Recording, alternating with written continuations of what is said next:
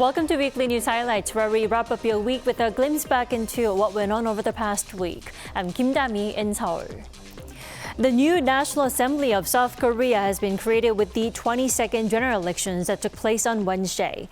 The main opposition Democratic Party secured a majority, winning 161 out of 254 directly contested seats. South Korea this week successfully launched its second military recon satellite, which is now set to offer much enhanced reconnaissance capabilities to monitor North Korea and provocations coming from there. U.S. President Joe Biden and Japanese Prime Minister Fumio Kishida sit down for summit talks in Washington, D.C. There, Biden openly showed his support for a possible meetup between Kishida and North Korean leader KIm Jong-un.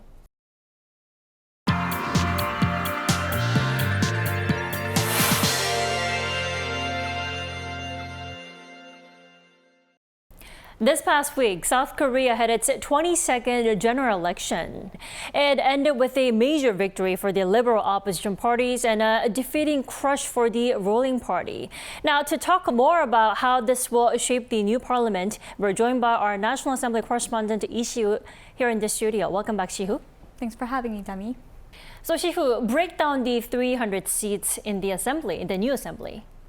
Right, so it was a major win for the main opposition Democratic Party, which has secured a majority in parliament for the second term in a row. If we look at the specific numbers here, out of 254 possible seats representing local electoral districts, the main opposition Democratic Party of Korea took 161, the ruling People Power Party 90, while there was one seat each for the minor Saemildae, New Reform and Jinbo parties.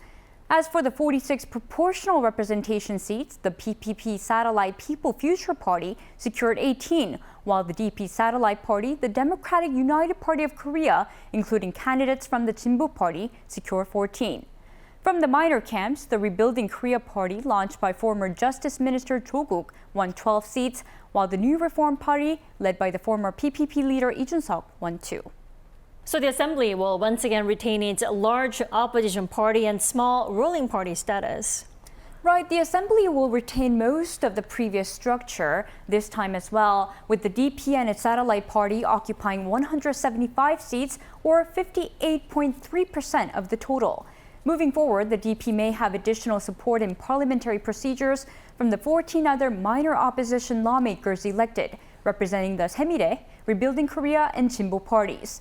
Meanwhile, the PPP and its satellite will occupy 108 seats, or 36% of the overall representation, although it may also have parliamentary support from the 3 New Reform Party representatives.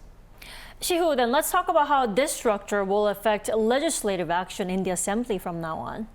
Right, so as we've seen in the previous large opposition, small ruling parliament, we expect the opposition to take control of parliamentary procedures by the weight of its numbers. This will leave the Yoon administration without the sort of momentum needed to push through its objectives. The People Power Party had originally aimed for 120 seats, but their main priority was stopping the opposition across parties from taking up 200 seats, which would enable them a constitutional revision or restrict the presidential veto right. This doesn't seem likely to happen, but with the total number of elected lawmakers from the opposition nearing that threshold, we forecast added pressure on the ruling PPP's future course of legislative action. Shihu, how did this come to be? I mean, what was the regional breakdown of the votes? So this election served as a sort of a midterm evaluation for the incumbent Yoon administration. If you look at the regional breakdown, the DP won in many capital region districts in the traditionally liberal Jeollado province, as expected. But the key to their large majority is perhaps their victory in several key battlegrounds along the so-called Hangang River Belt and also the traditional battleground of Chungcheongdo province. This is also where DP leader Lee Jae-myung actually cast his ballot during the early voting period. Meanwhile, the PPP won fewer seats in the capital region but did secure traditionally conservative districts in the Gangnam-gu district of Seoul. Historically conservative Gyeongsangdo province also voted in favor of the ruling party. This is where the PPP's now resigned interim leader Han Dong-un campaigned right up to just days before the voting day. So not too many surprises there. Now, it's been a couple of days since we saw the result of the election. How did the opposition and the ruling parties take the results? So soon after the voting day, the PPP's Han Dong-un actually stepped down from his post as the interim leader of the party. Let's take a listen into his resignation speech delivered at the PPP headquarters in Seoul. The public sentiment is always right. I apologise to the people as the representative of our party, which has failed to gain their support. I accept the voters' will and reflect deeply. Therefore, I take full responsibility for the election outcome and resign from my role as the chairman of the Emergency Leadership Committee. In his speech, Han also congratulated all elected officials, including those from the opposition parties. We also saw other PPP leaders resign, including Park Jung-ha, who served as the chief spokesperson for the party during the campaign period. Meanwhile, the DP's campaign committee held a last farewell ceremony on Thursday, where its leader Lee thanked the public for their support. The election results are not a victory for the Democratic Party, but a great victory for our people. We will do our best to alleviate the people's hardships and resolve national crises. We will lead the 22nd National Assembly to protect the people now and open up a better tomorrow for them. Shihu, before I let you go, what can we see happening in the Assembly in the coming weeks? So the National Assembly began accepting official registrations of lawmaker elects starting the day right after the election day on Thursday. And this process will continue until May 29th, the day before the official launch of the new parliament. The candidates will also receive their signature lawmaker badges upon registration. The administrative offices in the parliament are in full preparation mode.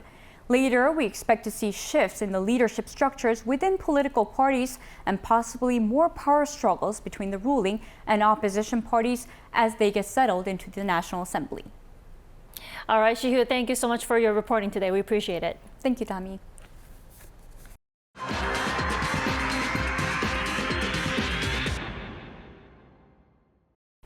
And following the election results, President Yoon said he humbly accepts the will of the people and promised changes to his conservative administration. Most of the president's senior aides also expressed their will to step down. Our Oh Soo-young reports. Nearly all senior aides to President Yoon Suk-yeol have offered to resign along with the Prime Minister as the administration humbly accepts the results of the general election that dealt a crushing blow to the ruling party.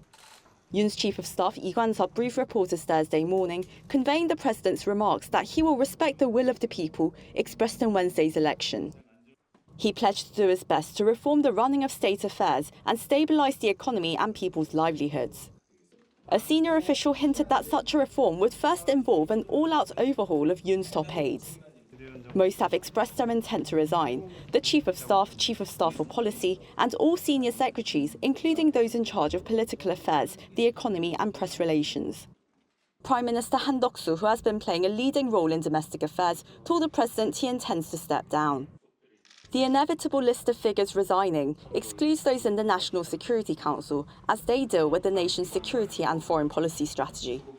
With 3 years left in office, Yoon faces an uphill battle in pushing through major policy initiatives to reform labour, education and pensions, as well as cut tax and subsidise key industries such as semiconductors. Efforts to communicate and persuade the opposition and the larger public remain an ever vital task. When asked whether the top office would engage with the opposition to win their cooperation on bills related to the economy and people's livelihoods, the senior aide indicated that would be the case.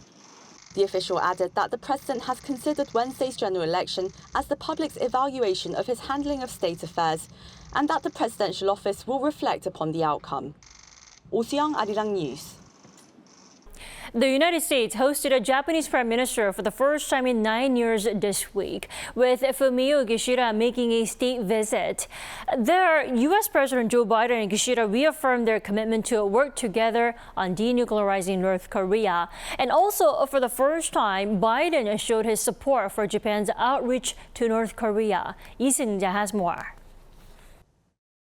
U.S. President Joe Biden and Japanese Prime Minister Fumio Kishida met for a summit at the White House on Wednesday, where the two leaders discussed an array of issues related to North Korea. In the joint statement issued after the talks, Biden and Kishida reaffirmed their commitment to the complete denuclearization of North Korea in accordance with relevant UNSC resolutions, while also condemning North Korea's continued development of its ballistic missile program, including through launches of intercontinental ballistic missiles and space launch vehicles using ballistic missile technologies, which poses a grave threat to peace and security on the Korean Peninsula and beyond. The two leaders also reaffirmed their openness to holding talks with North Korea. We both agree that DPRK must also address the serious human rights and humanitarian concerns of the international community, including the immediate resolution of the abduction issue. But you know, the Prime Minister has just spoken to the potential, what his plans may mean. But I welcome the opportunity, we welcome the opportunity of our allies to initiate dialogue with the Democratic Republic of Korea.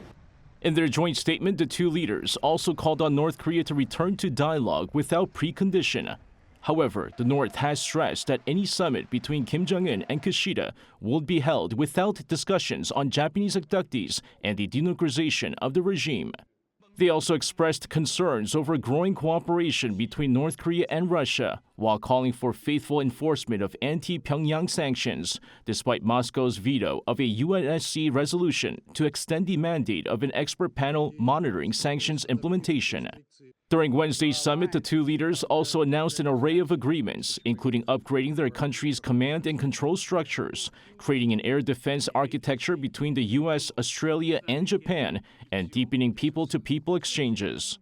Biden also stressed the improved relations between Seoul and Tokyo, saying President Yoon Suk-yeol decided to heal all wounds and start a new chapter of friendship. 이승재, Arirang News. In South Korea, Japan and China are likely to hold a trilateral summit here in Seoul in the final week of May. Japan's Yomiuri Shimbun on Wednesday said the three sides have made the final arrangements for the meeting, which is likely to take place around the 26th or 27th of next month. Now, the three-way annual summit was last held over 4 years ago in Chengdu, China, but has been stalled since then due to the COVID-19 pandemic and icy relations between Seoul and Tokyo, as well as between Tokyo and Beijing. The Trilateral Summit of East Asian countries was first launched in 2008 to promote dialogue and cooperation on common regional issues. Earlier this month, a source told Arirang News that the leaders' meeting is being arranged for late May with a specific agenda yet to be set. South Korea's second military reconnaissance satellite successfully made it into orbit and also successfully communicated with the country's ground station. The Defense Ministry said Tuesday that the satellite made contact at 5:53 p.m. on Monday after it was launched from a space center in Florida on Monday morning Korea time. Although it is Korea's second recon satellite, it's the country's first SAR type. It's expected to boost the military surveillance of North Korea, as the satellites can capture images day or night regardless of weather conditions. The launch is all part of the military's 425 mission, which aims at having 5 satellites into orbit by 2025. Now, when all 5 operate together, the military is expected to have coverage at about 2-hour intervals. The Asian Development Bank has updated its outlook for economic growth and inflation, maintaining its growth forecast for South Korea this year at 2.2%. Our isnt explains what this means. Seoul's finance ministry said on Thursday that the Asian Development Bank has maintained its outlook for this year's growth at 2.2%. This outlook is on par with what the government had forecast in December. The ADB also forecasts growth for 2025 to be 2.3%. Based on the ADB's analysis, Korea is benefiting from growth in the global artificial intelligence sector, which has led to a recovery in the semiconductor industry. It has benefited even more than other semiconductor powerhouses like Taiwan and China, where chip production takes up a relatively lower proportion of exports. The ADB also kept its outlook for South Korea's inflation this year at 2.5%, while saying that this figure would improve to 2% for next year. Meanwhile, for the Asian region, the bank has revised its forecast for economic growth to 4.9%, which is 0.1% higher than previously projected in December, and inflation is expected to come to 3.2% in 2024 before gradually easing to 3% in 2025. As for risk factors to economic growth, the ADB cited geopolitical instability in the Middle East, uncertainties of the monetary policy in the United States, as well as the unstable real estate market in China. Ian, Arirang News. Hopes of the U.S. Central Bank lowering interest rates in the summer have been shut down with recent meeting notes released by policymakers in March's consumer price report. Our Moon Hae-ryun has this report. U.S. Federal Reserve officials are concerned that inflation isn't coming down fast enough, and traders now expect rate cuts later in the year than originally forecast. On Wednesday, the Fed released the minutes from its latest meeting in March, which saw another freeze in the U.S. benchmark interest rates in the range of 5.25 and 5.5%. The meeting notes revealed a more pessimistic stance towards rate cuts from policymakers, citing uncertainties in being able to lower inflation towards the Fed's 2% target.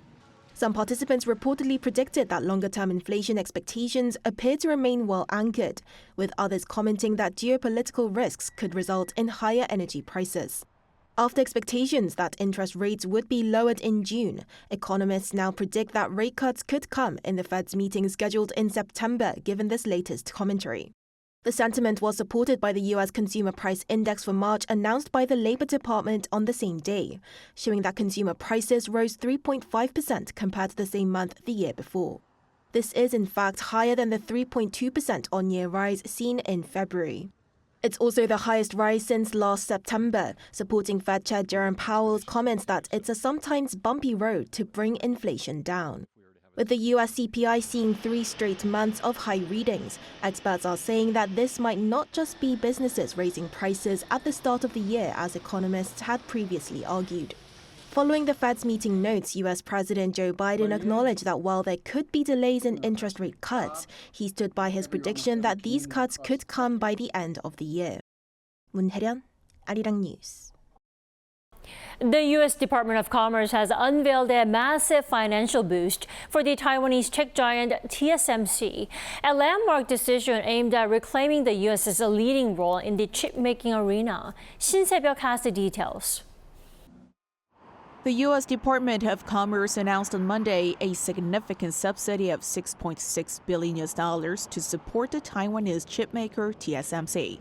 This move aligns with the 2022 CHIPS Act, a flagship policy of U.S. President Joe Biden, aimed at reshoring semiconductor supply chains to the U.S. after a decades-long shift to Asia. The latest announcement exceeds initial estimates by more than 30% from an expected $5 billion. In addition, the initiative includes up to $5 billion in low-interest government loans, bringing the total support to $11.6 billion. Monday's announcement came as TSMC outlined plans to increase its investment in the U.S. from $25 billion to $65 billion and to establish a third factory in Phoenix, Arizona by 2030. This expansion represents the largest foreign direct investment in U.S. history, highlighting TSMC's commitment to growing its U.S. operations.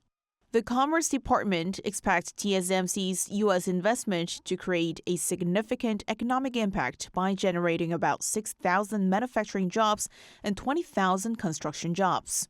President Biden, in a statement on Monday, underscored the critical need for this initiative, noting Washington's vulnerability due to its inability to manufacture the most sophisticated semiconductors. He also emphasized that the CHIPS Act positions the U.S. to account for approximately 20% of global production of cutting-edge chips by 2030. Last month, the U.S. government unveiled a nearly $20 billion support package for the American chipmaker Intel. Attention now shifts to Samsung Electronics, with expectations over an announcement related to a subsidy for the South Korean chipmaker next week. Shin Se-byuk, Arirang News.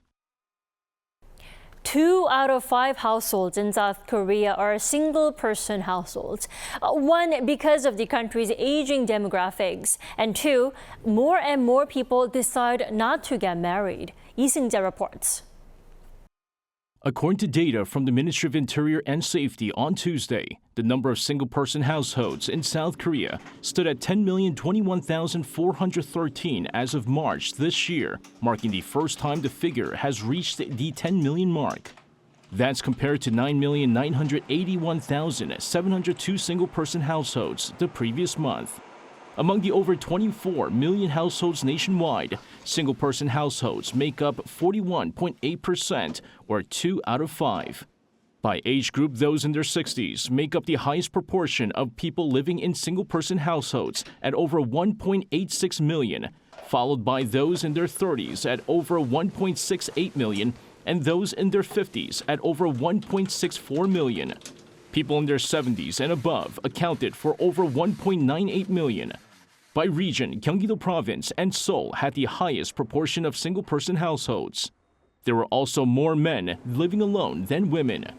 The number of smaller-sized households, which consists of 1- and 2-person households, is increasing, while the number of larger households is decreasing. While the number of 2-person households also increased slightly in March, the number of 4-person households decreased from over 3.12 million households to around 3.11 million. The government believes that the proportion of single-person households is increasing due to the higher number of seniors living alone and the rise in unmarried people. It says it will continue to explore various policies centered on single-person households. In particular, the government is exploring policies related to rising food prices and stable housing as its top priority. 이승재, Arirang News. The Korean Wave, also known as Hallyu, is reaching every corner of the world. One of the world's largest art museums is holding an exhibition entirely dedicated to the history and evolution of Hallyu. Our cultural correspondent Song Yujin has this report. Hallyu, or the Korean Wave, is making a splash in America like never before. The Museum of Fine Arts Boston is hosting the U.S. debut of the exhibition Halu the Korean Wave back after its first run at London's Victoria and Albert Museum in 2022. Hallyu really, at this moment, is a global phenomena. The influence it has on different regions around the world, on different generations of people, it's just really amazing. We have a very significant Korean art already, but it's mostly of the art before the 1900s. I think it's very important to show that creativity, energy, and innovation. MFA's Hallyu the Korean Wave showcases around 250 costumes, props, photos, videos, and artworks on Korean popular culture. The first section, From Rubble to Smartphones, delves into Korea's history over the past century through photos, videos, posters, and archival materials.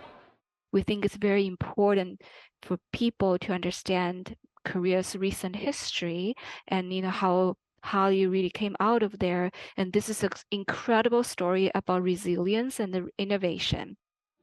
Next, visitors explore the present K-culture with outfits worn by K-pop groups aespa and 80s. There are the iconic pink and green suits from the Netflix hit Squid Game and a recreation of the bathroom set from the Oscar-winning film Parasite. Wrapping up the experience is a dance challenge, inviting visitors to try K-pop's synchronized moves. But what distinguishes MFA's Hallyu the Korean Wave is its blend of past and present.